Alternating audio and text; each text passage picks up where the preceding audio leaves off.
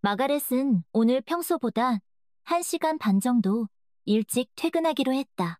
남편 닉의 생일이라 다가오는 축하 행사를 준비할 시간이 필요했기 때문이다. 낸시, 나 오늘 일찍 갈게.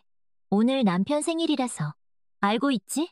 마가렛은 동료에게 말하며 익숙한 손짓으로 앞치마를 벗어 머리카락을 털어냈다. 낸시는 우울하게 고개를 끄덕이며 대답 없이 풍만한 몸매의 단골 손님의 머리를 계속 만졌다. 하지만 마가렛이 도구를 챙겨 퇴근하려는 것을 보자 마지막으로 한마디를 던졌다. 마가렛, 너 그 주디라는 사람 앞에서는 당당하게 행동해.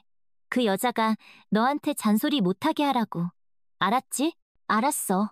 그렇게 할게. 마가렛은 미소를 지었다. 주디, 여권상 이름으로는 주디스는 마가렛의 시어머니였다. 그녀는 그 누구보다도 사람들에게 잔소리를 잘했고 상대방의 자존심을 갈갈이 찢어놓는데 일가견이 있었다. 마가렛은 닉의 어머니의 이러한 특성을 잘 알고 있었다. 하지만 어쩌겠는가? 오늘은 그녀가 사랑하는 아들의 생일이고 주디는 그 생일을 놓칠 리 없었다. 그래서 마가렛은 시어머니의 공격에 대비하고 있었다.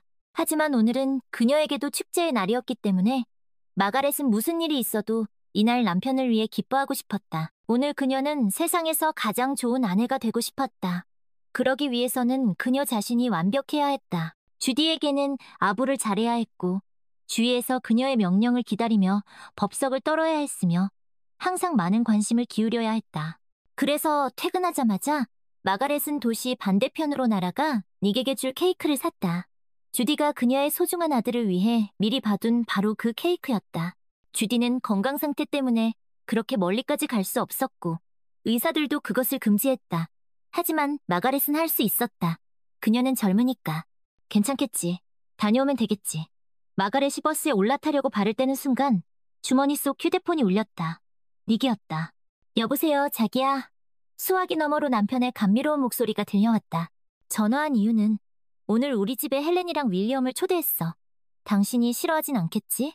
마가렛은 마침 버스에 남은 유일한 자리에 앉았을 때 남편이 그녀와 상의하는 듯한 질문을 던졌다. 맙소사, 당연히 싫지. 싫지 않을 리가 있겠어? 헬렌은 닉의 전처였기 때문이다. 그리고 헬렌의 현재 남편인 윌리엄은 닉의 직속 상사였다. 그래서 마가렛은 남편의 뜻에 반대하지 않았다. 특히 최근에 닉의 승진 문제가 거론되고 있었기 때문이다. 알았어, 오시라고 해. 마가렛은 너무나 침울한 목소리로 대답해서 닉을 당황하게 했다. 마가렛, 왜 그래? 왜 또 이상한 생각을 하고 그래? 나랑 헬렌 사이는 이미 다 끝난 일이야. 당신도 잘 알잖아. 그리고 윌리엄은 지금 나한테 중요한 사람이야. 자기야, 이 방문이 내 경력에 도움이 될 거야. 내가 공급부서 부장이 될 수도 있다고. 그리고 당신은 항상 훌륭하게 요리를 잘하잖아. 당신과 당신의 요리 실력은 나의 가장 중요한 무기야. 이제 마가렛이 당황할 차례였다. 닉은 항상 사람의 마음을 파고드는데 능숙했다. 게다가 그는 정말로 최면을 거는 듯한 목소리를 가지고 있었다. 마가렛은 갑작스러운 칭찬에 당황하여 훨씬 더 다정한 목소리로 서둘러 대답했다. 알았어, 여보. 당신이 그렇게 말한다면 오시라고 해. 어쨌든 오늘은 당신 생일이잖아. 마가렛은 오늘 집에 헬렌과 윌리엄이 올 거라는 사실을 알게 되자 몹시 속상했다. 헬렌, 윌리엄. 그리고 닉은 모두 같은 회사에서 일했지만 직책은 달랐다. 닉은 한때 공급업체 직원으로 일했고 회계사인 헬렌과 결혼했었다. 하지만 그들의 회사에 새로운 상사인 윌리엄이 등장하자 헬렌은 이 멋지고 당당한 남자를 위해 남편을 버렸다. 그녀는 윌리엄과 함께라면 더 많은 발전 가능성이 있다고 생각했다. 버림받은 닉은 자신이 사랑했던 아내와의 이혼을 매우 힘들어했다. 그 일은 거의 8년 전에 일어났다. 그 당시 닉은 한 달에 2번 머리를 잘랐고 항상 같은 미용사인 마가렛에게 머리를 자르면서 그는 아름다운 미용사에게 아내의 배신에 대해 이야기하고 한숨을 쉬고 징징거렸다. 그리고 마가렛은 그의 이야기에 빠져들어 이 불쌍한 남자의 진심 어린 아픔에 감동받았다. 그리고 그녀는 그에게 그렇게 낙담하지 말고 조금씩 정신을 차리고 일을 시작하라고 설득하려고 노력했다. 그리고 마가렛은 타고난 심리학적 재능 덕분에 금방 그를 설득할 수 있었다. 물론 그러면서 그녀는 조금 닉에게 빠져들었고 그를 사랑하게 되었다. 그리고 닉은 고마운 마음으로 그 사랑을 받아들였다. 하지만 그가 진심으로 그녀를 사랑했을까? 아니면 그저 사랑받는 것을 허락했을 뿐일까? 이 질문은 마가렛을 닉과 함께 사는 내내 괴롭혔다. 겉으로 보기에 닉은 심각한 우울증에서 완전히 회복되었고 새로운 가정을 꾸리는데 몰두했다. 특히 그들에게 아들 케빈이 생긴 후로는 더욱 그랬다. 하지만 닉이 가끔 마가렛을 데리고 가는 회사, 회식 자리에서 그녀는 헬렌이 가끔 남편에게 던지는 날카로운 시선을 자주 목격했다. 하지만 가장 끔찍한 것은 닉의 시선도 거의 항상 헬렌을 좇고 있다는 것을 그녀가 보았다는 것이다. 마가렛이 참석하지 않았던 회식 자리에서 무슨 일이 있었을지는 말할 것도 없었다. 요컨대 마가렛에게는 질투할 만한 충분한 이유가 있었다. 그녀는 헬렌이 지금 왜 남편 닉을 필요로 하는지 오랫동안 고통스럽게 생각했다. 그리고 그녀는 헬렌이 여전히 그를 사랑한다고 결론 내렸다. 하지만 그녀는 그와 함께할 수 없었다. 왜냐하면 그녀는 그녀에게 훨씬 더 가치 있는 윌리엄과 함께 살고 있기 때문이었다. 윌리엄과 함께라면 그녀는 재정적인 문제가 없었고 많은 것을 누릴 수 있었다. 그런데 왜 그녀가 하찮은 닉에게 자신을 낭비하겠는가? 이러한 불쾌한 생각에 빠진 마가렛은 겨우 집에 도착했다. 그녀의 손에는 주디가 아들을 위해 가져오라고 명령한 거대한 케이크가 들려 있었다. 그리고 현관에 다다르자 그녀는 케이크를 떨어뜨리지 않고 문을 열 수 있는 가장 좋은 방법을 생각하기 시작했다. 그리고 그 순간 현관문이 휙 열리면서 마가렛을 깜짝 놀라게 했다. 현관에서 마가렛의 이웃인 주황색 머리의 베로니카가 튀어나왔다. 마가렛은 깜짝 놀라 케이크를 떨어뜨릴 뻔했고 자신도 넘어질 뻔했다. 하지만 베로니카가 재빨리 그녀를 붙잡았다. 베로니카, 그렇게 튀어나오면 어떡해? 현관에서 나올 때는 눈을 뜨고 다녀야지. 미안해 마가렛, 미안해 자기야. 베로니카가 제잘거렸다. 왜 그렇게 화가 났어? 마가렛은 잠시 멈춰서서 생각에 잠겼다. 그리고 베로니카는 그녀의 질문에 대한 답을 듣지 못하고 새로운 질문을 서둘러 던졌다. 너 아직도 미용실에서 일해? 아직 안 그만뒀어? 아마도 베로니카는 이야기하고 싶었던 것 같았. 일하고 있어. 내가 왜 그만둬야 하는데. 아니, 주디가 그러는데 네가 요즘 머리를 잘 못 자른다고 하더라고. 지난번에 자기를 무슨 바보처럼 만들어놨다고 하던데 아마도 그냥 심리적으로 지친 게 아닐까. 아니면 그냥 눈썰미가 무뎌졌거나 오랫동안 같은 일을 하면 그런 경우가 많다고 하더라고. 주황색 머리의 베로니카는 이를 다 드러내며 웃었고 아마도 이 모든 말을 마가렛에게 하지 말았어야 했다는 것을 깨닫고 나타났을 때처럼 빠르게 도망쳤다. 그리고 마가렛은 무거운 상자 때문에 피곤함을 느끼며 힘겹게 3층으로 올라갔다. 주디는 아들의 선택을 결코 찬성하지 않았다. 훌륭한 회계사를 버리고 평범한 미용사와 결혼하는 것을 이해할 수 없었기 때문이었다. 하지만 며느리에 대해 그렇게 극단적인 견해를 가지고 있었음에도 불구하고 그녀는 오직 마가렛에게만 머리를 자르러 다녔다. 마가렛은 그녀에게 머리 자르는 비용이나 스타일링 비용을 한 번도 받지 않았을 뿐만 아니라 모든 것을 완벽하게 해주었기 때문에 트집 잡을 것이 없었다. 그런데 이번에는 어떻게 그녀가 친애하는 시어머니를 바보처럼 만들어 놓았는지 그녀는 이해할 수 없었다. 텅 빈 아파트에 들어서자 마가렛은 조심스럽게 케이크가 든 무거운 상자를 협탁 위에 올려놓고 그 옆에 앉았다. 그녀는 모든 괴로운 생각을 떨쳐버리고 생일 파티에 집중하기로 결심했다. 오늘은 닉의 생일이고 그것은 곧 그녀의 생일이기도 했다. 따라서 어떤 경우에도 슬퍼해서는 안 되었다. 기뻐하고 즐거워해야 했다. 다행히도 그녀는 어제 저녁과 오늘 아침에 이미 축제 테이블을 세팅하기 위한 모든 준비를 마쳤다. 마가렛은 메인 요리인 돼지고기와 감자를 오븐에 넣고 전날 만들어둔 샐러드를 그릇에 담기 시작했다. 미모사 샐러드의 마지막 딜가지를 올리자마자 현관문이 쾅 닫혔다. 마가렛은 주디일 거라고 확신했다. 온 동네가 다 들리도록 그렇게 문을 쾅 닫는 사람은 그녀뿐이었다. 역시나 문 앞에 시어머니가 서 있었고 얼굴이 빨개진 1학년생 케빈의 목덜미를 잡고 있었다. 이봐 엄마, 내 멍청이 아들 데려가. 언덕에서 썰매를 탔나 봐. 다른 애들은 다 멀쩡한데 내 아들만 아니야. 가방을 다 찢어놨어. 혼자 그 가방을 타고 썰매를 탄 건지 아니면 교장 선생님을 포함한 전교생이 그 가방을 타고 썰매를 탄 건지 모르겠네. 나는 그저 사실만 말할 수 있어. 가방은 찢어졌고 수리할 수 없을 것 같아. 아니, 내가 쟤한테 뭘 바라겠어? 그 애비의 그 아들이지.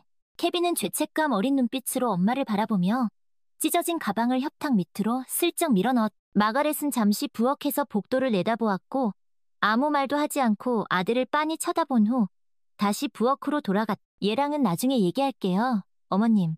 케빈, 어서 옷 벗어. 이제 밥 먹자. 찢어진 가방 때문에 엄마가 자신을 혼내지 않아서 기분이 좋아진 케빈은 기쁜 듯이 부엌으로 뛰어들어갔다. 엄마, 나 배고파 죽겠어. 빨리 뭐 좀 줘. 마가렛은 테이블 세팅에 열중하느라 아들에게 대답할 틈이 없었고 대신 어디선가 나타난 주디가 냄비 뚜껑을 덜그럭거리며 대답했다. 얘가 여기서 뭘 줄 수 있겠어? 여기는 온통 쓰레기뿐인데. 시어머니는 거만하게 코를 냉장고에 들이밀고 억지로 수프 냄비를 꺼내고 국자를 휘저으며 불쾌한 듯이 적기 시작했다. 하지만 그 순간 배고픈 케빈이 식탁에서 붉은 캐비어가 올려진 샌드위치를 집어들고 할머니를 힐끔거리며 두 입만에 먹어치웠다. 엄마, 나 샌드위치 하나 더 먹어도 돼? 나 너무 배고파서 코끼리라도 잡아먹을 수 있을 것 같아. 마가렛은 눈살을 찌푸렸다. 잠깐만, 아들. 일단 수프 좀 먹고 있어. 곧 손님들이 오실 거야. 그때 다 같이 식탁에 앉아. 케빈은 한숨을 쉬었고 엄마와 말다툼해봐야 소용없다는 것을 알고 손님들을 맞이하기 위해 옷을 갈아입으러 자기 방으로 터덜터덜 걸어갔다. 그리고 시어머니는 즉시 며느리에게 쏘아붙였다. 마가렛, 너는 어떻게 그럴 수가 있니? 네, 아들이 저렇게 엉망진창으로 행동하는데 너는 아무런 반응도 하지 않아. 시어머니는 양손을 허리에 얹고 마치 이 작은 범죄자의 미래를 예견하는 신탁이라도 되는 것처럼 거들먹거렸다. 모든 것은 어린 시절부터 시작되고 사소한 것들에서 비롯되는 거야. 처음에는 주변의 모든 것을 파괴하기 시작할 거고, 그 다음에는 엄마를 무시할 거고, 그 다음에는 아내를 때리기 시작할 거고, 그리고 감옥에 가는 것도 멀지 않을 거야. 너는 아마도 그걸 원하는 거겠지? 마가렛은 어안이 벙벙해져서 멈춰섰고 시어머니를 빤히 쳐다보았다. 오늘은 그녀가 뭔가 확실히 이상했다. 주디는 특히 기세가 등등했다. 어머님, 말도 안 되는 소리 하지 마세요. 케빈과는 나중에 얘기할게요. 그보다 지난번에 제가 해드린 머리 모양이 왜 마음에 안 드셨는지 말씀해 주시겠어요? 베로니카가 저한테 그 얘기를 하던데요.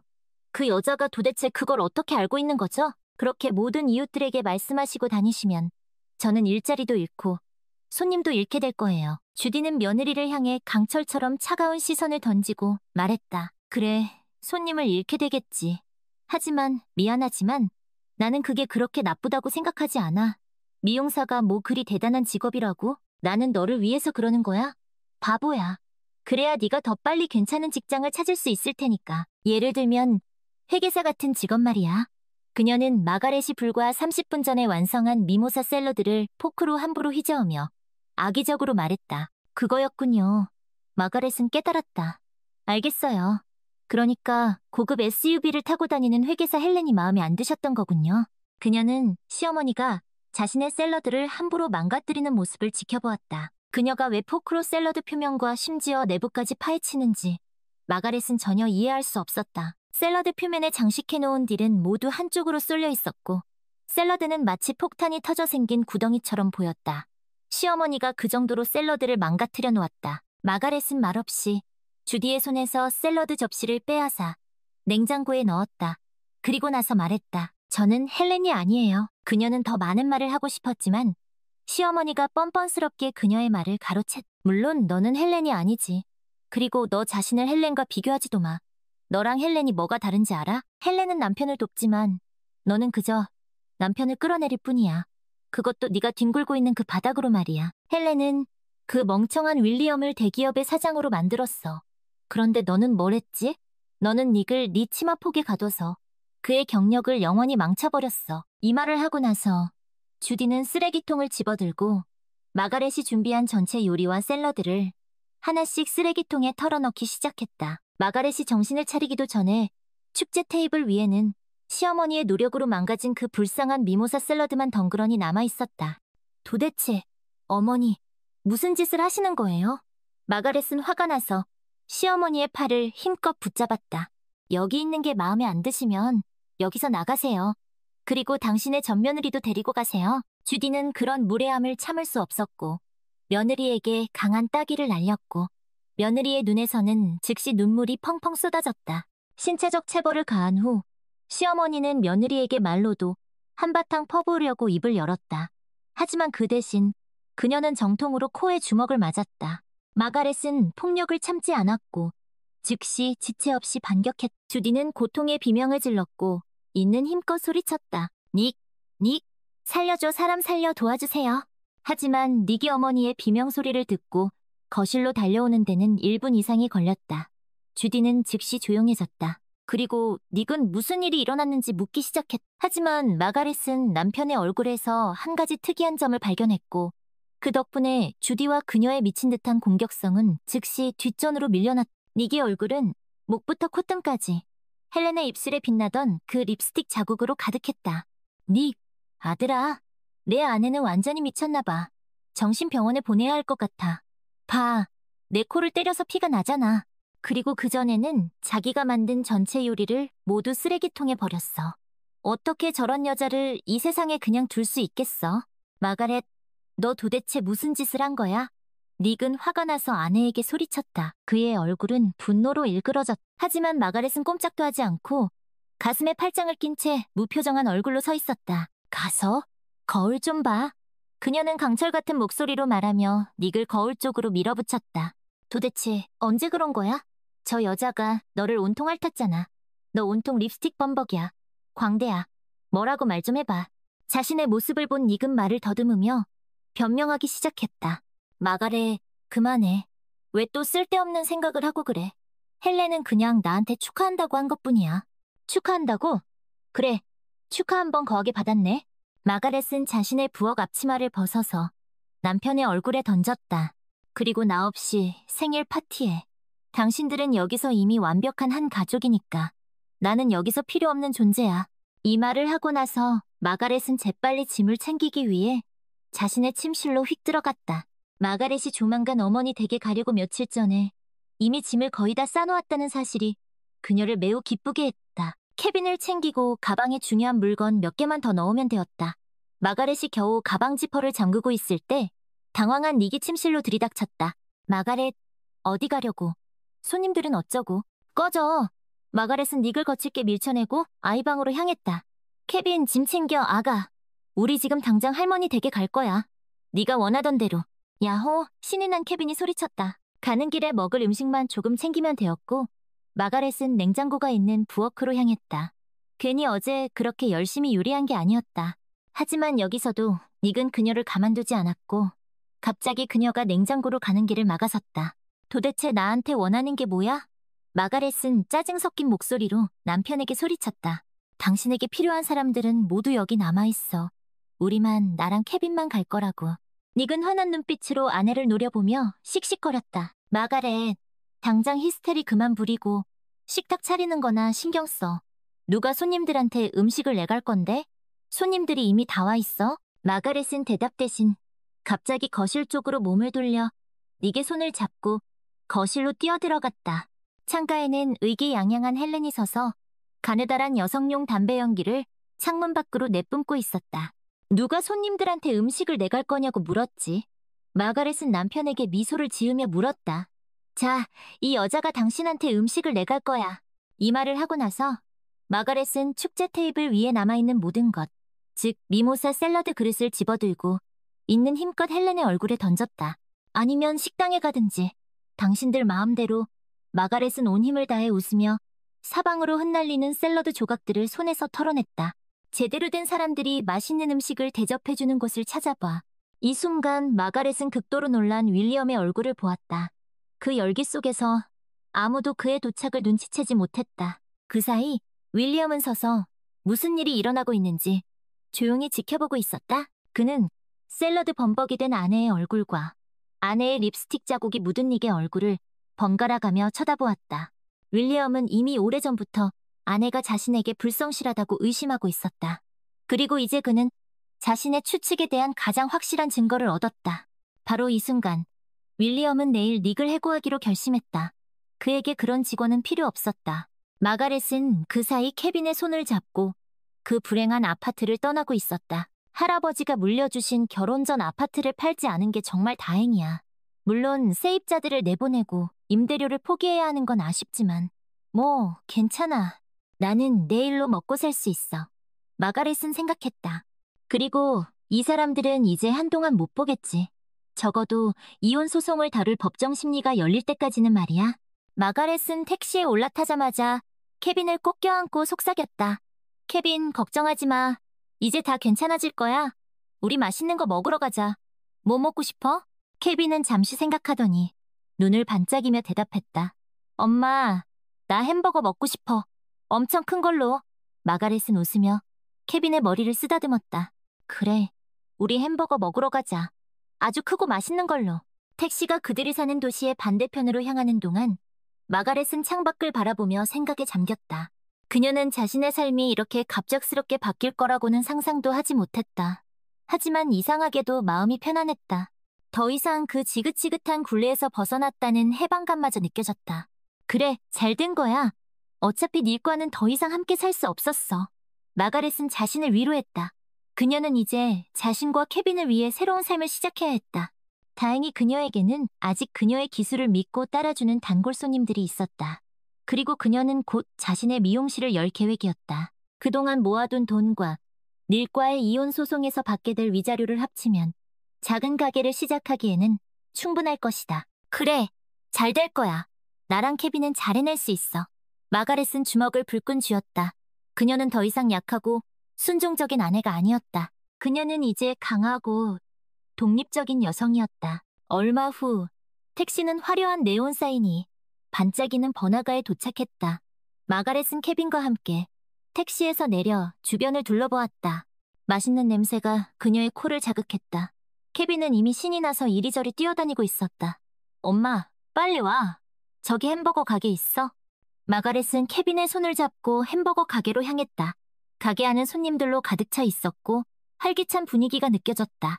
마가렛은 케빈이 원하는 햄버거와 자신을 위한 샐러드를 주문했다. 그리고 그들은 창가 자리에 앉아 음식이 나오기를 기다렸다. 케빈은 창밖을 구경하며 끊임없이 질문을 쏟아냈다. 엄마, 우리 이제 어디서 살아? 할머니 집에 가는 거야? 마가렛은 케빈의 머리를 쓰다듬으며 다정하게 대답했다. 아니, 케빈. 우리 당분간은 호텔에서 지낼 거야. 그리고 엄마가 곧 새로운 집을 구할게. 걱정하지만. 그때 그들의 테이블 옆에 누군가가 다가와 섰다. 마가렛이 고개를 들어보니 데이빗이었다. 데이빗? 여기서 뭐 하는 거야? 마가렛은 깜짝 놀라 물었다. 데이빗은 쑥스러운 듯 웃으며 대답했다. 그냥 저녁 먹으러 왔어요. 마가렛 씨는요? 나도 케빈이랑 저녁 먹으러 왔어. 마가렛이 대답하자 데이빗은 조심스럽게 물었다. 혼자 오셨어요? 닉은요? 마가렛은 잠시 망설이다가 사실대로 털어놓았다. 난 닉이랑 헤어졌어. 이제 케빈이랑 둘이 살 거야. 데이빗의 눈이 커졌다. 정말요? 죄송해요. 그런 줄도 모르고 마가렛은 씁쓸하게 웃었다. 괜찮아. 어차피 이렇게 될 운명이었어. 데이빗은 잠시 마가렛을 바라보다가 조심스럽게 제안했다. 저 혹시 괜찮으시면 제가 도와드릴까요? 짐 옮기는 거나 다른 필요한 거 있으시면. 마가렛은 데이빗의 진심 어린 마음에 감동받았다. 고마워. 데이빗. 하지만 괜찮아. 나 혼자 할 수 있어? 그래도 데이빗이 망설이자 마가렛이 그의 말을 잘랐다. 정말 괜찮아. 그리고 나중에 도움이 필요하면 꼭 너한테 연락할게. 약속해. 데이빗은 그제서야 안심한 듯 미소를 지었다. 네, 꼭 연락하세요. 무슨 일이든 도와드릴게요. 그때 주문한 음식이 나왔다. 마가렛은 데이빗에게 인사를 하고 케빈과 함께 식사를 시작했다. 햄버거는 정말 맛있었고 케빈은 신나게 먹어치웠다. 식사를 마친 후 마가렛은 케빈과 함께 호텔로 향했다. 호텔방은 작았지만 깨끗하고 아늑했다. 케빈은 침대에 눕자마자 잠이 들었다.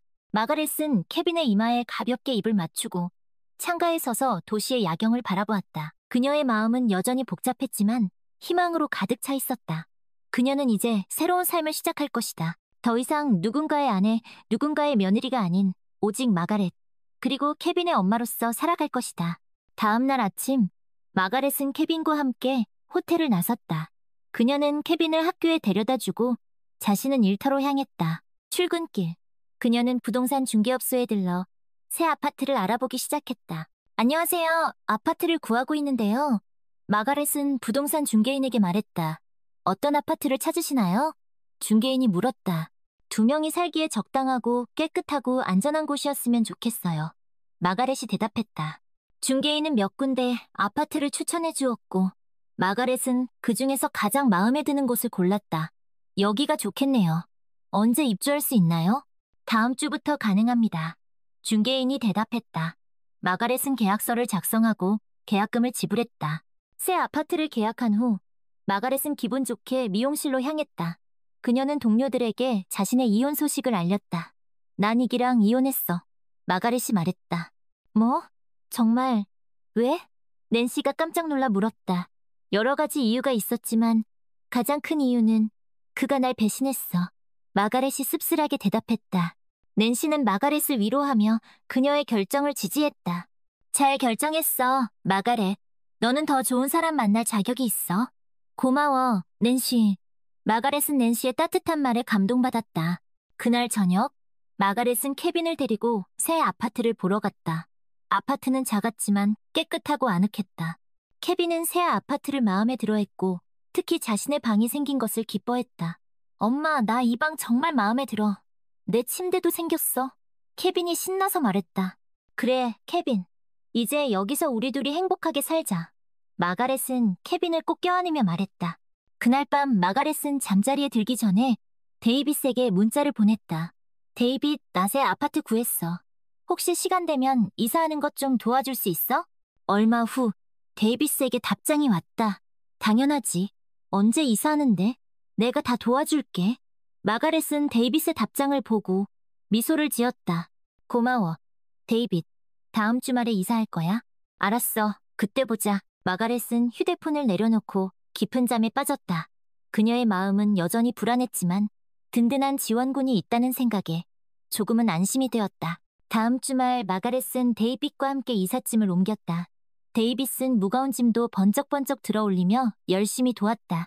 케빈도 옆에서 작은 짐들을 나르며 이사를 도왔다. 데이빗, 정말 고마워. 너 아니었으면 이사하는데 한참 걸렸을 거야. 마가렛이 말했다. 뭘, 이 정도 가지고 친구 좋다는 게 뭐야? 데이빗 씩 웃으며 대답했다. 이사를 마친 후 마가렛은 데이빗과 케빈과 함께 저녁을 먹었다. 그들은 피자를 시켜 먹으며 즐거운 시간을 보냈다. 데이빗은 케빈과도 잘 놀아주었고 케빈은 데이빗을 잘 따랐다. 데이빗, 오늘 정말 고마웠어. 덕분에 이사를 잘 마칠 수 있었어. 마가렛이 말했다. 천만에. 언제든지 도움이 필요하면 나한테 연락해. 데이빗이 대답했다. 그럴게. 고마워. 마가렛은 데이빗에게 진심으로 감사했. 그날 밤 마가렛은 케빈을 재우고 거실에 앉아 생각에 잠겼다. 그녀는 자신의 삶이 앞으로 어떻게 변할지 아직은 알 수 없었다. 하지만 그녀는 더 이상 혼자가 아니었다. 그녀에게는 사랑하는 아들 케빈이 있었고 든든한 친구 데이빗이 있었다. 그래, 잘 될 거야. 나랑 케빈은 잘 해낼 수 있어. 마가렛은 다시 한번 다짐했다. 시간이 흘러 마가렛은 새 아파트에서의 생활에 적응해 나갔다. 케빈은 새 학교에 잘 다녔고 마가렛은 미용실에서 열심히 일하며 자신의 가게를 열기 위한 준비를 차근차근 해나갔다. 데이빗은 틈틈이 마가렛과 케빈을 찾아와 저녁을 함께 먹거나 주말엔 나들이를 가기도 했다. 그러던 어느 날 마가렛은 미용실에서 일하던 중 낯익은 얼굴을 보게 되었다. 바로 헬렌이었다. 헬렌은 마가렛을 보자 흠칫 놀라는 기색을 보였지만 이내 아무렇지 않은 척 자리에 앉았다. 어서 오세요. 어떻게 해드릴까요? 마가렛은 애써 담담한 척 물었다. 그냥 평소 하던 대로 해줘요. 헬렌은 차가운 목소리로 대답했다. 마가렛은 헬렌의 머리를 만지며 복잡한 감정을 느꼈다. 이 여자가 내 남편을 빼앗아 갔지. 마가렛은 속으로 생각했다. 요즘 어떻게 지내세요? 마가렛은 침묵을 깨고 조심스럽게 물었다. 뭐, 그냥 잘 지내요. 헬렌은 짧게 대답했다. 닉은요? 닉도 잘 지내죠? 마가렛은 뻔뻔한 헬렌의 태도에 화가 났지만 애써 참으며 물었다. 닉? 아, 걔랑은 헤어졌어요. 헬렌은 아무렇지 않게 대답했다. 뭐라고요? 헤어졌다고요? 마가렛은 깜짝 놀라 되물었다. 네, 헤어졌어요. 그 사람 생각보다 별로더라고요. 윌리엄이랑도 잘 안 됐고요. 헬렌은 퉁명스럽게 말했다. 마가렛은 헬렌의 말에 어이가 없었다. 결국 이렇게 될 줄 알았어. 마가렛은 속으로 생각했다. 그래서 이제 어쩔 건데요? 마가렛은 쏘아붙이듯 물었다. 뭘 어쩌긴요. 그냥 다시 시작해야죠. 헬렌은 어깨를 으쓱하며 대답했다. 참 뻔뻔하네요. 남의 가정을 망쳐놓고 이제 와서 다시 시작한다고요? 마가렛은 더 이상 참을 수 없었다. 뭐라고요? 당신 지금 나한테 뭐라고 하는 거예요? 헬렌도 지지 않고 마가렛을 노려보며 말했다. 당신 때문에 내가 얼마나 힘들었는지 알아요. 당신 때문에 내 아들이 아빠 없이 자라야 한다는 거 아냐고요? 마가렛은 울분을 토해냈다. 그건 당신 사정이고 나랑은 상관없는 일이에요. 헬렌은 냉정하게 대답했다. 당신 정말 나쁜 여자야? 마가렛은 치밀어 오르는 분노를 억누르며 말했다. 나쁜 여자? 웃기지 마세요. 당신이 멍청한 거지. 닉 같은 남자를 붙잡고 있었던 당신이 어리석은 거라고요. 헬렌은 비웃듯이 말했다. 마가렛은 더 이상 헬렌과 이야기하고 싶지 않았다. 그녀는 헬렌의 머리를 대충 마무리하고 계산을 했다. 다 됐어요. 가보세요. 마가렛은 차갑게 말했다. 헬렌은 돈을 지불하고 미용실을 나섰다. 헬렌이 떠난 후 마가렛은 한동안 멍하니 서 있었다. 그녀는 헬렌과의 만남으로 인해 과거의 상처가 다시 떠오르는 것을 느꼈다. 이제 다 끝났어. 더 이상 닉에게 미련은 없어. 마가렛은 애써 자신을 위로했다. 그날 저녁 마가렛은 데이빗에게 헬렌을 만난 이야기를 털어놓았다. 그 여자 정말 뻔뻔하더라. 자기가 한 짓은 생각도 안 하고 나한테 멍청하다고 하더라고. 마가렛은 분한 듯 말했다. 너무 신경 쓰지 마세요. 어차피 그런 사람들은 뭘 해도 자기 잘못을 몰라요. 데이빗은 마가렛을 위로했다. 그래도 너무 화가 나. 닉도 그렇고 헬렌도 그렇고 다들 자기밖에 몰라. 마가렛은 여전히 화가 풀리지 않은 듯 말했다. 마가렛, 이제 그 사람들은 잊어버려요. 당신 앞에는 더 좋은 날들이 기다리고 있어요. 데이빗은 마가렛의 손을 잡으며 말했다. 고마워, 데이빗. 네가 있어서 정말 다행이야. 마가렛은 데이빗의 따뜻한 손길에 조금은 마음이 풀리는 것을 느꼈다. 시간이 더 흘러 마가렛은 드디어 자신의 미용실을 열었다. 가게는 작았지만 아늑하고 예뻤다. 마가렛은 자신의 미용실에서 일하는 것이 너무 행복했다. 그녀는 손님들과 이야기하는 것을 좋아했고 그들의 머리를 아름답게 꾸며주는 것에 보람을 느꼈다. 데이빗은 마가렛의 미용실 개업을 진심으로 축하해 주었다. 그는 가게에 자주 들러 마가렛을 돕기도 하고 케빈과 놀아주기도 했다. 마가렛은 데이빗의 한결같은 모습에 점점 더 마음이 끌리는 것을 느꼈다. 어느 날 저녁 마가렛은 데이빗과 함께 저녁을 먹고 공원을 산책했다. 그들은 벤치에 앉아 이런저런 이야기를 나누었다. 마가렛, 너는 정말 대단한 것 같아. 그렇게 힘든 일을 겪고도 이렇게 멋지게 다시 일어섰잖아. 데이빗이 말했다. 다 내 덕분이야, 데이빗. 네가 없었으면 나 혼자 이겨내기 힘들었을 거야. 마가렛은 데이빗에게 진심으로 고마움을 표현했다. 뭘, 당연히 해야 할 일을 한 거지. 데이빗은 쑥스러운 듯 웃었다. 그때 데이빗이 조심스럽게 마가렛의 손을 잡았다. 마가렛, 나 너를 좋아해. 데이빗은 떨리는 목소리로 고백했다. 마가렛은 깜짝 놀랐지만 싫지 않았다. 그녀 역시 데이빗에게 호감을 느끼고 있었기 때문이다. 나도 너 좋아, 데이빗. 마가렛은 수줍게 대답했다. 데이빗은 환하게 웃으며 마가렛을 꼭 껴안았다. 마가렛, 우리 앞으로 잘 지내보자. 그래, 데이빗, 우리 잘 지내보자. 마가렛은 데이빗의 품에 안겨 행복한 미래를 꿈꿨다. 그녀는 이제 더 이상 혼자가 아니었다. 그녀에게는 사랑하는 아들 케빈과 든든한 연인 데이빗이 있었다.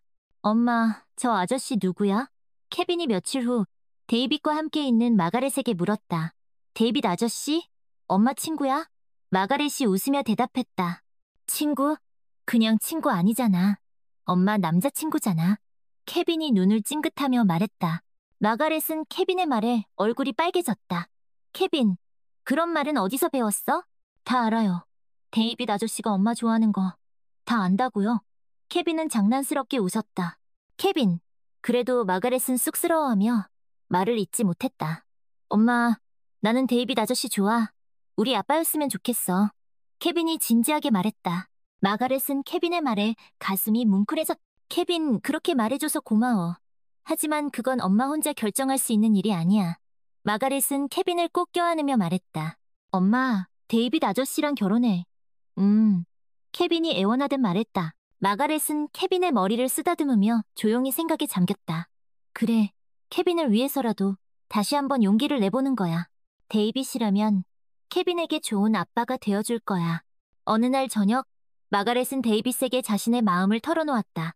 데이빗, 나 너랑 결혼하고 싶어? 마가렛이 조심스럽게 말했다. 데이빗은 깜짝 놀란 듯 마가렛을 바라보았다. 정말? 마가렛 정말 나랑 결혼하고 싶어? 케빈도 너를 좋아하고 나도 너랑 함께라면 행복할 수 있을 것 같아. 마가렛은 확신에 찬 목소리로 대답했다. 데이빗은 마가렛을 꼭 껴안으며 기쁨의 눈물을 흘렸다. 마가렛, 고마워. 나 정말 행복해. 우리 세상에서 가장 행복한 가족이 되자.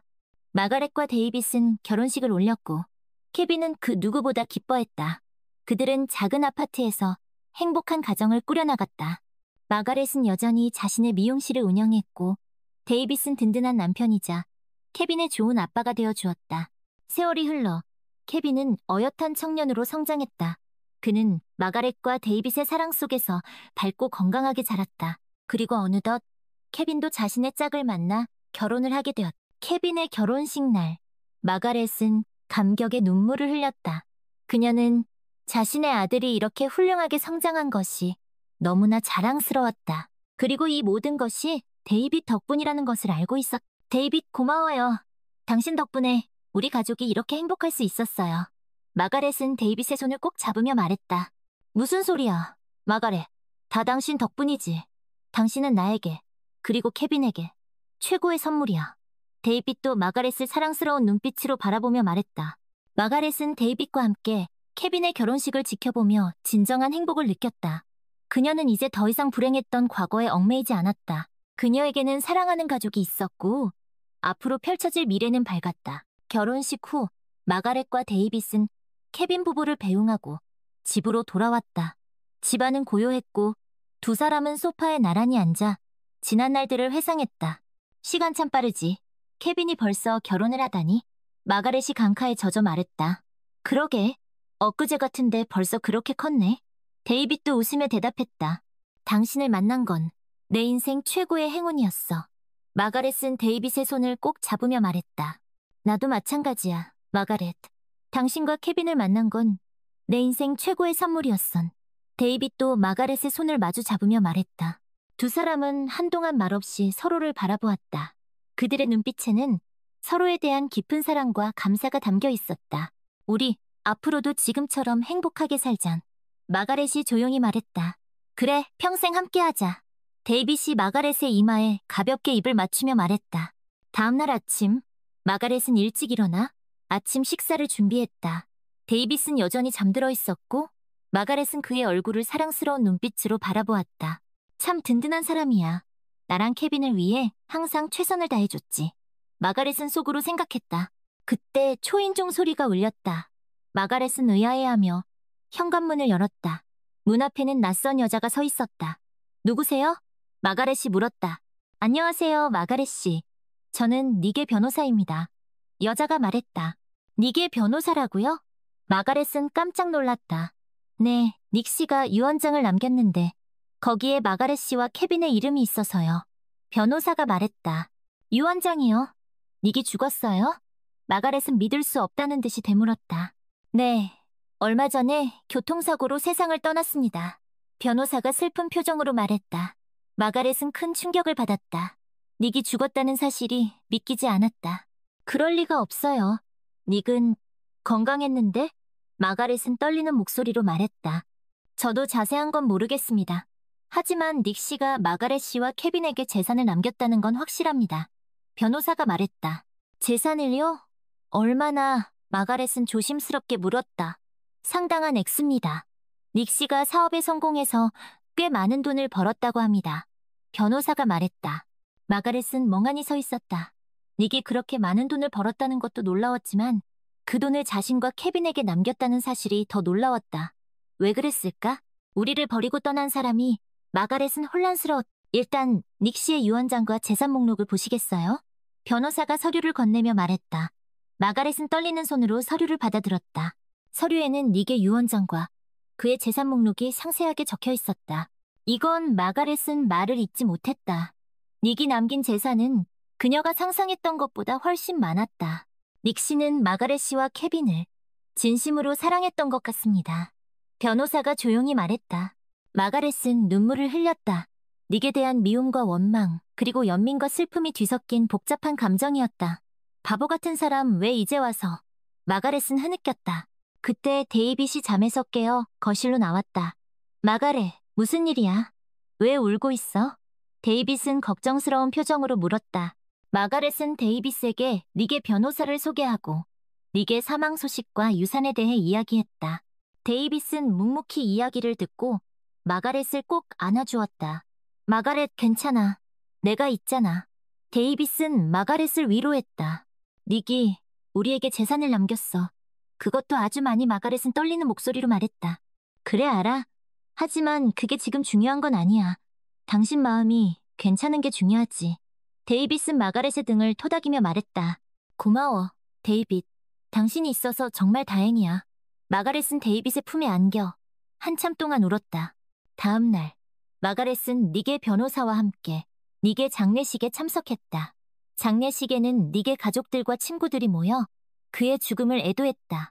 마가렛은 멀리서 그 모습을 지켜보며 씁쓸한 기분을 느꼈다. 잘 가니. 당신을 완전히 용서할 수는 없겠지만 그래도 당신의 마지막 선물은 고맙게 받을게. 마가렛은 속으로 말했다. 장례식이 끝난 후 마가렛은 데이빗과 함께 집으로 돌아왔다. 마가렛, 앞으로 어떻게 할 거야? 닉이 남긴 재산은 데이빗이 조심스럽게 물었다. 글쎄, 아직 잘 모르겠어. 케빈이랑 상의해봐야 할 것 같아. 마가렛은 피곤한 듯 말했다. 그래, 천천히 생각해봐. 서두를 필요 없어. 데이빗은 마가렛의 손을 잡으며 말했다. 고마워, 데이빗. 당신이 내 곁에 있어서 정말 든든해. 마가렛은 데이빗에게 진심으로 고마움을 표현했다. 며칠 후 마가렛은 케빈에게 닉의 사망 소식과 유산에 대해 이야기했다. 케빈은 덤덤하게 이야기를 듣고 한동안 말이 없었다. 케빈 괜찮아? 마가렛은 케빈의 반응이 걱정되어 물었다. 네, 엄마. 괜찮아요. 그냥 좀 얼떨떨해서요. 케빈은 힘없이 웃었다. 그래, 엄마도 그래. 닉이 우리에게 그런 선물을 남겼다는 게 믿기지 않아. 마가렛은 씁쓸하게 말했다. 엄마, 그 돈 어떻게 할 거예요? 케빈이 물었다. 글쎄, 아직 잘 모르겠어. 네 생각은 어때? 마가렛은 케빈의 의견을 물었다. 저는 엄마가 원하는 대로 하세요. 엄마를 위해 좋은 일에 쓰셨으면 좋겠어요. 케빈은 의젓하게 대답했다. 고마워, 케빈. 엄마가 잘 생각해 볼게. 마가렛은 케빈을 꼭 안아주었다. 그날 밤 마가렛은 잠자리에 누워 오랫동안 생각에 잠겼다. 닉은 왜 그런 선택을 했을까? 정말 우리를 사랑했던 걸까? 아니면 그냥 마지막 순간에 죄책감을 느꼈던 걸까? 마가렛은 닉의 마음을 알 수 없었다. 하지만 한 가지 분명한 것은 닉의 유산이 그들의 삶에 큰 변화를 가져올 거라는 사실이었다. 마가렛은 그 돈으로 자신의 미용실을 더 크게 확장할 수도 있었고 케빈의 미래를 위해 투자할 수도 있었다. 그래, 닉의 선물은 고맙게 받자. 그리고 그 돈을 가치 있게 사용하자. 마가렛은 결심했다. 다음 날 아침 마가렛은 데이빗에게 자신의 결심을 이야기했다. 데이빗, 나닉이 남긴 돈으로 미용실을 확장할 거야. 그리고 케빈을 위해 재단도 하나 설립하고 싶어. 마가렛이 말했다. 재단? 무슨 재단? 데이빗이 궁금해하며 물었다. 어려운 환경에 있는 아이들을 돕는 재단. 닉도 어릴 때 힘들게 자랐다고 들었어. 그래서 그의 이름으로 그런 아이들을 돕고 싶어. 마가렛은 진지하게 말했다. 마가렛, 당신은 정말 대단한 사람이야. 데이빗은 감동한 듯 말했다. 아니야, 이건 닉이 준 기회야. 그 기회를 좋은 일에 쓰고 싶을 뿐이야. 마가렛은 겸손하게 대답했다. 그래, 당신 뜻대로 해. 내가 전적으로 지지할게. 데이빗은 마가렛의 손을 꼭 잡으며 말했다. 고마워, 데이빗. 당신이 내 곁에 있어서 정말 행복해. 마가렛은 데이빗에게 진심으로 감사했다. 마가렛은 닉의 유산으로 미용실을 확장하고 닉 장학 재단을 설립했다. 그녀는 미용실 운영과 재단 운영에 온 힘을 쏟았다. 데이빗도 마가렛을 도와 재단 운영에 적극적으로 참여했다. 시간이 흐르면서 닉 장학 재단은 점점 더 많은 아이들에게 희망을 주는 곳이 되었다. 마가렛은 재단을 통해 어려운 환경에 있는 아이들에게 장학금을 지원하고 다양한 교육 프로그램을 제공했다. 어느 날 마가렛은 재단 사무실에서 한 아이의 감사 편지를 받았다. 편지에는 재단의 도움으로 꿈을 이루게 된 아이의 진심 어린 감사가 담겨 있었다. 닉, 당신이 뿌린 씨앗이 이렇게 아름다운 꽃을 피웠어요. 당신도 이 모습을 보면 기뻐할 거예요. 마가렛은 닉의 사진을 보며 조용히 말했다. 마가렛은 닉의 죽음을 계기로 새로운 삶을 살게 되었다.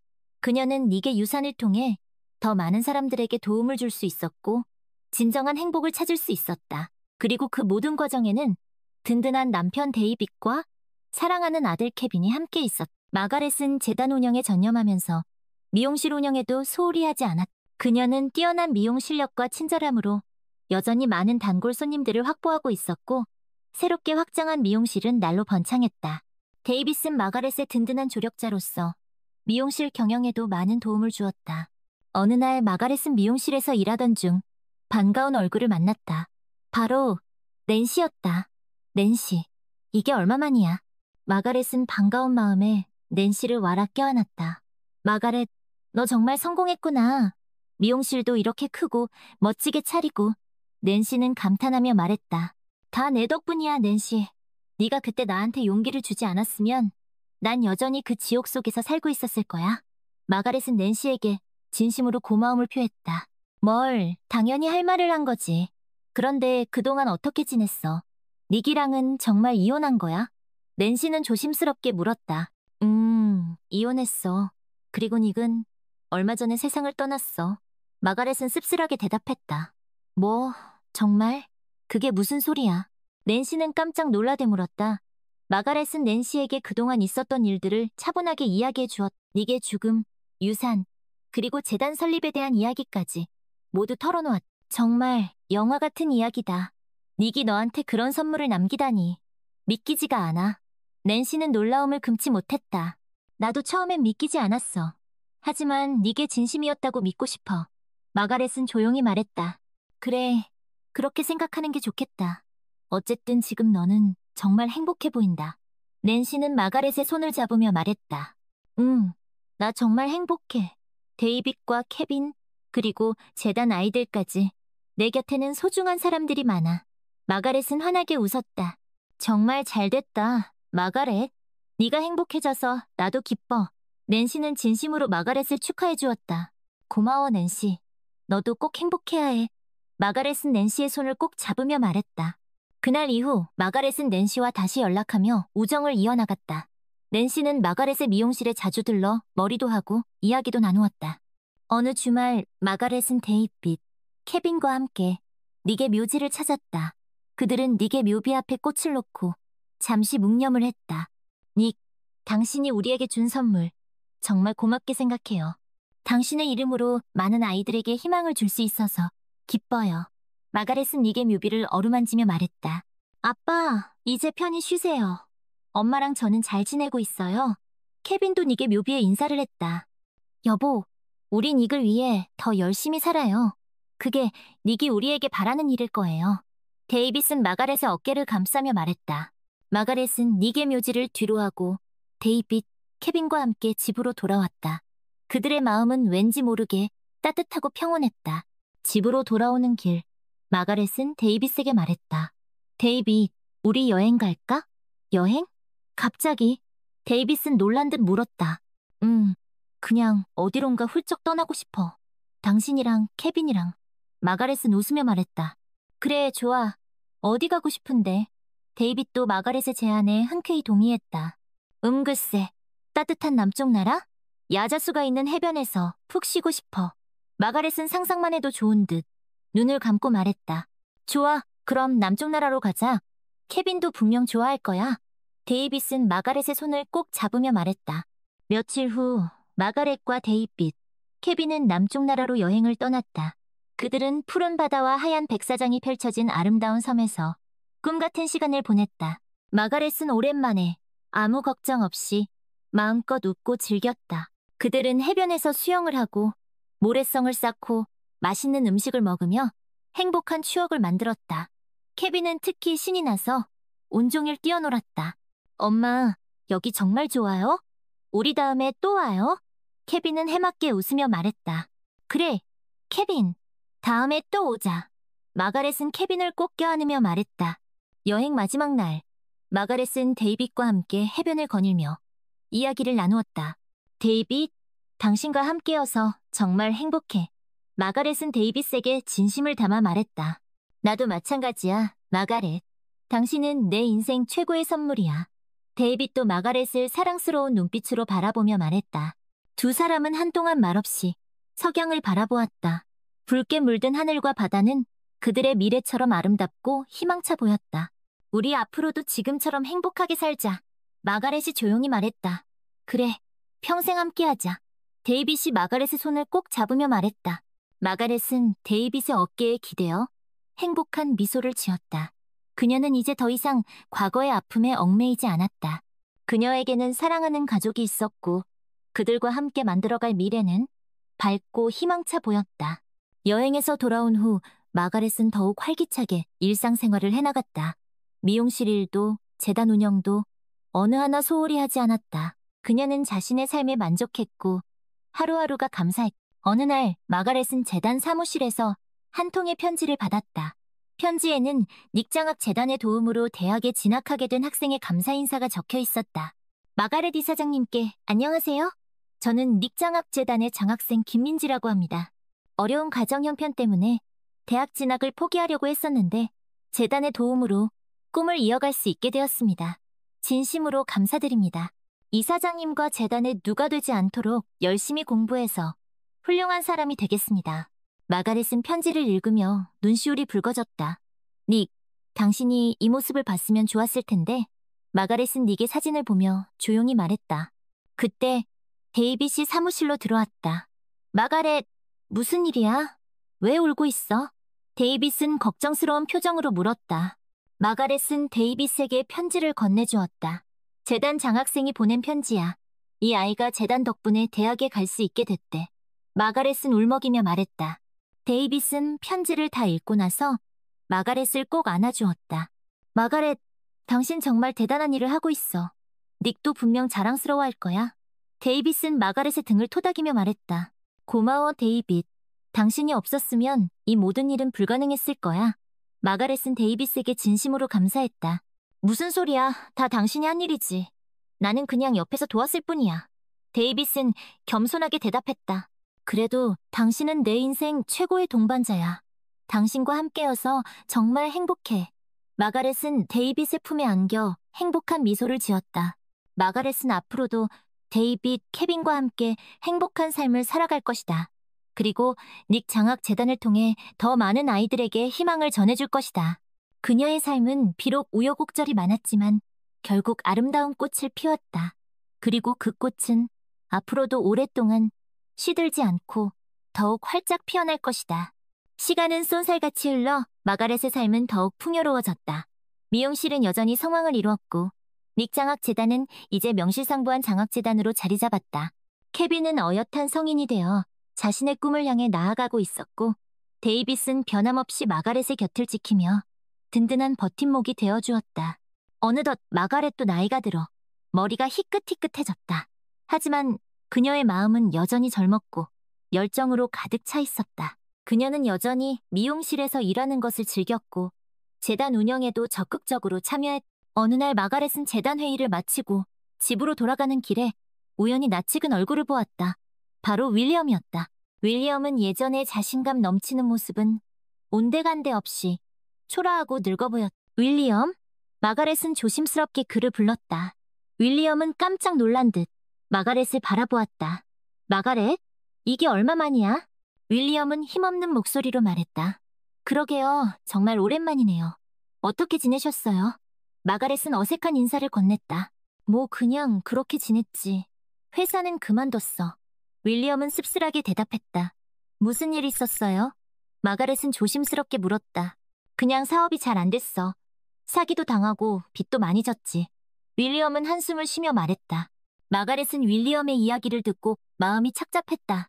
한때 그렇게 잘 나가던 사람이 이렇게 한순간에 무너질 수도 있다는 게 믿기지 않았다. 힘들겠네요? 마가렛은 위로의 말을 건넸다. 그래, 요즘 하루하루가 지옥 같아. 헬렌도 떠났고. 윌리엄은 고개를 푹 숙였다. 헬렌이 떠났다고요? 마가렛은 놀라서 되물었다. 그래, 돈 때문에 결국 날 버리더군. 그 여자 원래 그런 사람이었어. 윌리엄은 자조 섞인 웃음을 지었다. 마가렛은 헬렌의 이기적인 행동에 화가 났지만 윌리엄의 처지를 생각하니 마냥 그를 탓할 수만은 없었다. 어쨌든 힘내세요. 다시 일어설 수 있을 거예요. 마가렛은 진심을 담아 말했다. 고맙네, 마가렛. 자네는 참 변함없이 따뜻한 사람이군. 윌리엄은 힘없는 미소를 지었다. 별 말씀을요? 그럼 이만 가볼게요. 마가렛은 윌리엄과 헤어지고 집으로 향했다. 집으로 돌아오는 길, 마가렛은 윌리엄의 이야기를 데이빗에게 털어놓았다. 참 인생이란 게 알 수 없는 것 같아. 그렇게 잘 나가던 사람이 한순간에 마가렛은 씁쓸하게 말했다. 그러게 말이야. 그래도 윌리엄은 자기가 저지른 일에 대한 대가를 치른 셈이지. 데이빗은 조용히 말했다. 그렇긴 하지만 그래도 마음이 좋지 않네. 마가렛은 한숨을 쉬었다. 너무 신경 쓰지 마. 당신은 충분히, 아니, 그 이상으로 훌륭한 일을 하고 있어. 데이빗은 마가렛의 손을 꼭 잡으며 말했다. 고마워, 데이빗. 당신이 있어서 정말 다행이야. 마가렛은 데이빗에게 진심으로 감사했다. 그날 밤 마가렛은 잠자리에 누워 많은 생각에 잠겼다. 윌리엄, 헬렌, 닉, 그리고 나. 우리 모두는 각자의 선택에 대한 책임을 져야 하는 거야. 마가렛은 속으로 생각했다. 다음 날 마가렛은 평소처럼 미용실에 출근했다. 그녀는 손님들의 머리를 손질하며 이런저런 이야기를 나누었다. 그때 미용실 문이 열리고 낯선 여자가 들어왔다. 어서 오세요. 어떻게 해드릴까요? 마가렛은 밝은 목소리로 손님을 맞이했다. 저 마가렛 씨 맞으시죠? 여자는 조심스럽게 물었다. 네. 그런데 누구시죠? 마가렛은 의아해하며 되물었다. 저는 닉장학 재단의 장학생이었던 김민지라고 합니다. 여자는 수줍게 웃으며 말했다. 김민지? 그 편지 보냈던 마가렛은 그제서야 기억이 났다. 네, 맞아요. 직접 뵙고 감사 인사를 드리고 싶어서 찾아왔어요. 민지는 공손하게 말했다. 아니에요. 뭘 이런 걸 다. 오히려 제가 고맙죠. 열심히 공부해줘서. 마가렛은 쑥스러워하며 말했다. 아니에요. 재단에 도움이 없었다면 저는 대학에 갈 수 없었을 거예요. 정말 감사합니다. 민지는 진심을 담아 말했다. 그래요. 앞으로도 꿈을 잃지 말고 열심히 살아요. 마가렛은 민지의 손을 꼭 잡으며 말했다. 네, 꼭 그럴게요. 이사장님처럼 다른 사람들에게 희망을 주는 사람이 되고 싶어요. 민지는 눈을 반짝이며 말했다. 마가렛은 민지의 굳은 다짐을 보며 큰 보람을 느꼈다. 닉, 당신이 이 모습을 봤어야 했는데. 마가렛은 속으로 생각했다. 민지가 떠난 후 마가렛은 한동안 멍하니 서 있었다. 그때 데이빗이 다가와 그녀의 어깨를 감쌌다. 무슨 생각해? 데이빗이 다정하게 물었다. 그냥 여러 가지 생각이 들어서. 내가 잘하고 있는 건가 싶기도 하고. 마가렛은 솔직하게 털어놓았다. 당연히 잘하고 있지. 당신은 내가 아는 그 누구보다 훌륭한 사람이야. 데이빗은 마가렛을 꼭 안아주었다. 고마워, 데이빗. 당신은 항상 나에게 힘이 되어주는구나. 마가렛은 데이빗의 품에 안겨 행복한 미소를 지었다. 우리 앞으로도 지금처럼 서로 의지하며 행복하게 살자. 데이빗이 마가렛의 이마에 가볍게 입을 맞추며 말했다. 그래, 평생 함께하자. 마가렛도 데이빗의 눈을 바라보며 진심을 담아 말했다. 마가렛은 앞으로도 데이빗, 케빈과 함께 행복한 삶을 살아갈 것이다. 그리고 닉 장학재단을 통해 더 많은 아이들에게 희망을 전해줄 것이다. 그녀의 삶은 비록 우여곡절이 많았지만 결국 아름다운 꽃을 피웠다. 그리고 그 꽃은 앞으로도 오랫동안 시들지 않고 더욱 활짝 피어날 것이다. 그녀는 닉이 남긴 유산, 그 이상의 가치를 세상에 전파하고 있었다. 어느 날 재단을 방문한 한 기자가 마가렛에게 물었다. 이사장님, 닉장학 재단을 설립하게 된 계기가 무엇인가요? 마가렛은 잠시 생각에 잠겼다가 조용히 입을 열었다. 제 인생에는 잊을 수 없는 세 사람이 있습니다. 그들은 저에게 사랑과 상처, 그리고 희망을 가르쳐 주었습니다. 그 세 사람은 누구인가요? 기자가 궁금해하며 물었다. 한 명은 저의 첫사랑이자 재단의 이름이 된 닉입니다. 그리고 다른 한 명은 저에게 진정한 사랑을 가르쳐 준 저의 남편 데이빗입니다. 마지막 한 명은 저의 아들 케빈입니다. 마가렛은 미소를 지으며 대답했다. 그 세 사람에게 한마디씩 해주신다면요? 기자가 다시 물었다. 닉에게는 고맙다는 말을 전하고 싶습니다. 당신 덕분에 많은 아이들에게 희망을 줄 수 있게 되었다고. 그리고 데이빗에게는 사랑한다는 말을 전하고 싶습니다. 당신은 내 인생 최고의 선물이라고. 마지막으로 케빈에게는 자랑스럽다는 말을 전하고 싶습니다. 너는 엄마의 가장 큰 기쁨이라고. 마가렛의 이야기는 기자뿐만 아니라 그 자리에 있던 모든 사람들에게 큰 감동을 주었다. 그녀의 삶은 한편의 드라마와 같았고 그녀의 이야기는 많은 사람들에게 희망과 용기를 주었다. 마가렛은 앞으로도 닉장학 재단을 통해 더 많은 아이들에게 꿈과 희망을 심어줄 것이다. 그리고 그녀의 이야기는 오랫동안 사람들의 기억 속에 남아 진정한 사랑과 행복의 의미를 전해줄 것이다.